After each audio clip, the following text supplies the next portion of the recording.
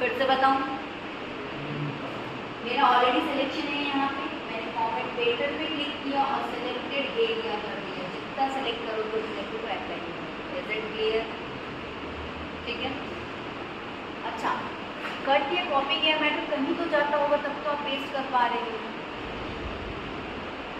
मेरी बोली हुई बातें कहीं तो जा रही होंगी, तब तो पेपर में लिख पाते हैं, तब तो उसको प्रैक्टिकली कर पाते हैं। कट और कॉपी के मैटर पे कहीं जाता होगा तब तो पेस्ट कर पाते हैं।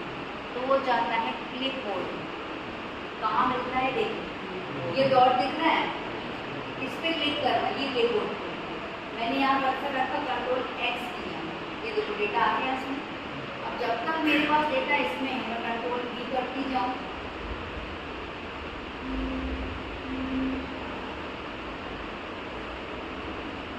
आ रहा है।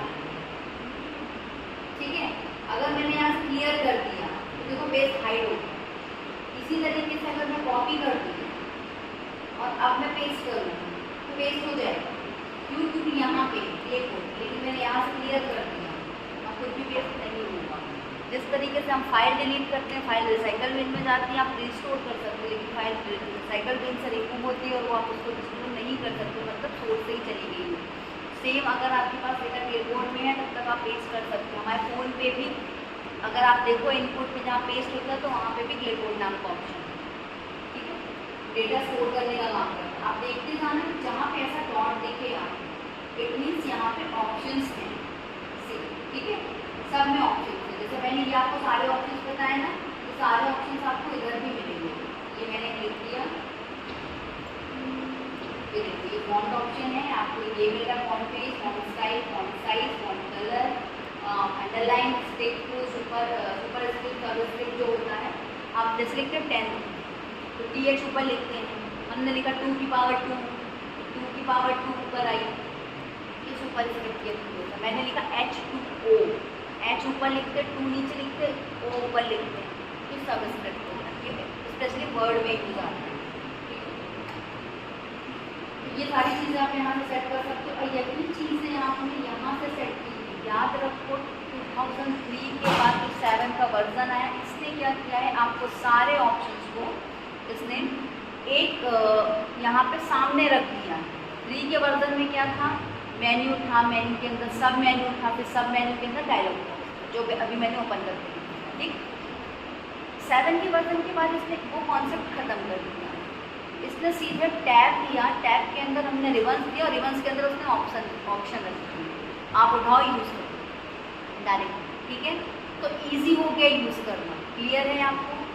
ये मैंने अभी आपको चीज़ बताई कि आप इस तरीके से फॉन्ट का साइज इंक्रीज, सेल का साइज इंक्रीज डिक्रीज कर सकते हैं। ये मैंने इंक्रीज कर दिया, साइज में चेंजेस हो गए। अब आप इसका अलाइनमेंट चेंज कर सकते हैं, left, centre, right, top, bottom, middle, indent decrease हो रहा है। ठीक है, आप यहाँ से देखो, जब मैंने इंडेंट डिक्रीज डिक्रीज यूज कर देते हैं ना, तो ये ऑप्शन हाइड हो जाते हैं।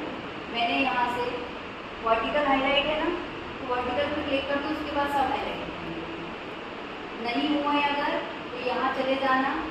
मैं यहाँ पे नाम लिखती हूँ, नाम बताओ बेटा अपना, लिखे दो।